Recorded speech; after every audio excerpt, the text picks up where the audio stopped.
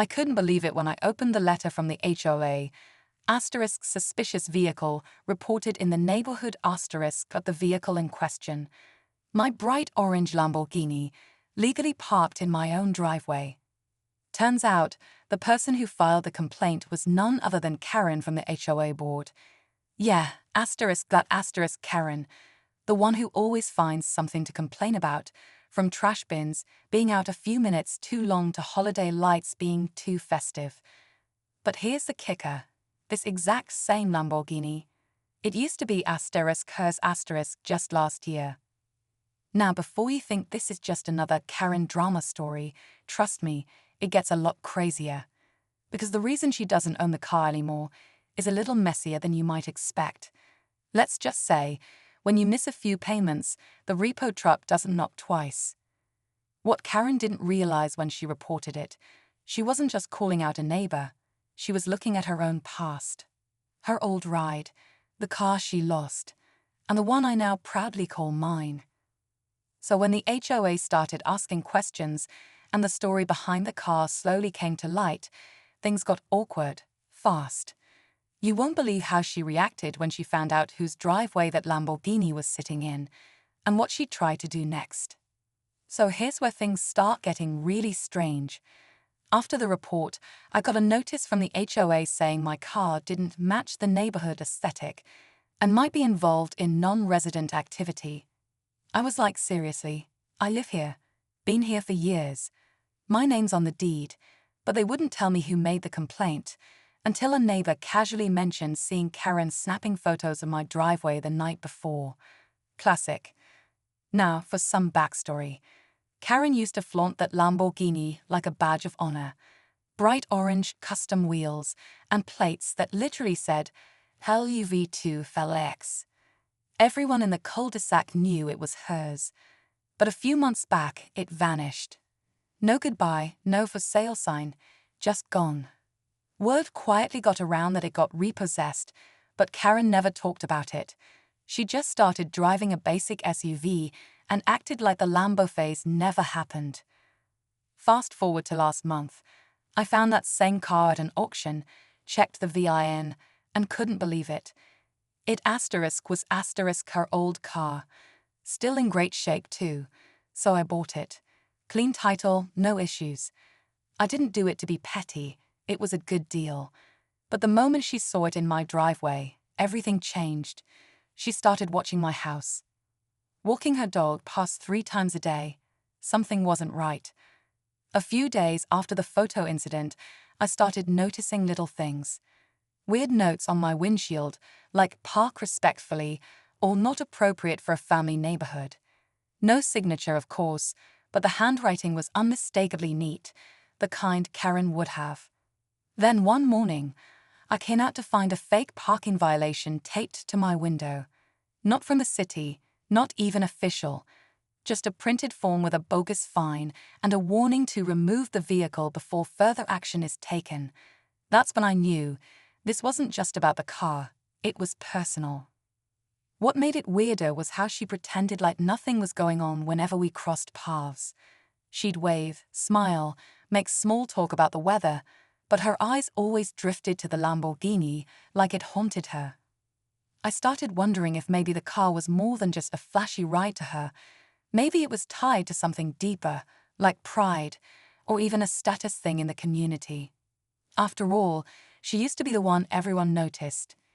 Now, with me behind the wheel, it felt like the roles had reversed, and she didn't like that one bit. Meanwhile, the HOA started getting more aggressive. Letters escalated. They wanted a meeting. They said neighbors were concerned.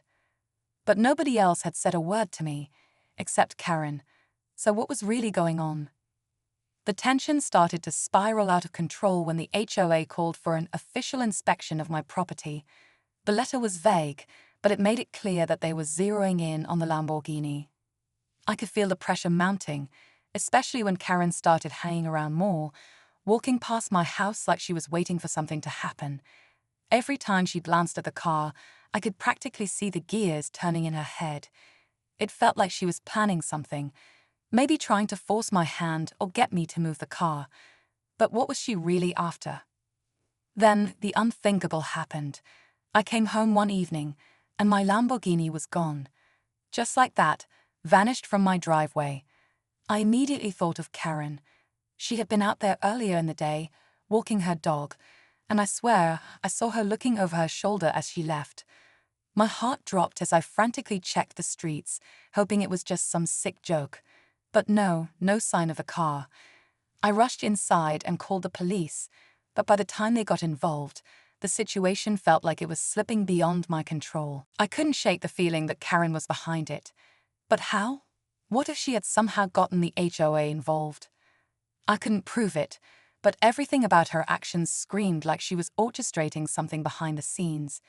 This wasn't just petty revenge. It was something deeper, more calculated. As I stood outside, feeling helpless and furious, a tow truck suddenly appeared down the street. My stomach dropped. Was my car being repossessed again? Or worse, was it Karen pulling some strings to get it out of the neighborhood for good? I had to know what was going on, and fast. But by the time I ran down the street, the truck was already pulling away. I watched helplessly as the tow truck disappeared around the corner. My heart was racing, and my mind was spinning. Was this really happening? Had Karen gone that far to get me out of the picture? My mind was flooded with questions, none of them making sense. The only thing I knew for sure was that I couldn't just stand there and do nothing. I had to get to the bottom of it, even if it meant confronting Karen directly.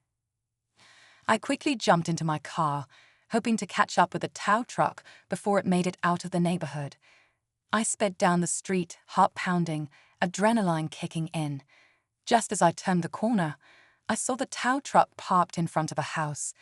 But it wasn't just any house. It was Karen's house. My stomach twisted into knots. Could it be? Was she behind all of this? I pulled over a few houses down, trying to stay out of sight. I watched as the driver hopped out and began unloading the Lamborghini onto her driveway. My mind was racing. I had so many questions. How did she even get it towed in the first place? What kind of power did she have to make something like this happen? It didn't add up. I was about to walk up to her front door and demand answers when something even stranger happened. Karen came out of her house, but she wasn't alone. A man followed her, someone I recognized but didn't expect to see. It was the HOA president, the one who had been sending me those threatening letters. They exchanged a few words, and then Karen gave a nod. The man handed her an envelope, and I saw a smirk cross her face. Suddenly, it clicked. This wasn't just about the car anymore. It was about something much bigger. And I had no idea just how deep this rabbit hole went. The stakes were higher than I thought. I couldn't just stand there anymore. I had to find out what was going on, so I made my way up to Karen's front door, my heart hammering in my chest. I knocked. No answer. I knocked again, harder this time. A few moments later, the door swung open, and there she was, her face plastered with that same fake, overly polite smile. But I wasn't in the mood for pleasantries. "Karen, where is my car?" I demanded, trying to keep my voice steady. Her eyes darted nervously toward the driveway, where the Lamborghini sat gleaming under the streetlights. For a moment, I thought I saw a flicker of guilt in her expression, but then she quickly masked it with a look of superiority. "Your car." "Oh, I thought it was just a misunderstanding." "The tow was a mistake," she said, her voice dripping with sarcasm. "You're welcome to take it. After all, it's parked in front of my house." I wasn't buying it. "You had my car towed, Karen, and I saw you with the HOA president. What's going on? What are you really trying to do here?" She paused, and for a second, I saw a crack in her armor. But just as I was about to push further, the man I had seen earlier, the HOA president, stepped out from behind her door. My heart sank. I couldn't believe it. They had been working together all along. This was bigger than just petty neighborhood drama. "Listen," the HOA president said, stepping forward with a smug look. "We weren't sure how to handle this, but now that we're here, we can finally get rid of the eyesore. The car doesn't belong here, and frankly, neither do you." Before I could respond, the front door slammed shut, leaving me standing in the driveway, stunned and furious. But just as I turned to leave, I heard Karen call out to me, her voice now softer, almost wistful. "You don't understand," she said, her tone now laced with something that sounded like regret. "I lost everything. That car, it was the last piece of my life that I could still hold on to. And now it's yours. But you'll never really understand what that means." I stood frozen, piecing the words together. It wasn't just about the car or even the neighborhood. It was about the loss of status, the control, and maybe even a little bit of herself that Karen was trying to reclaim.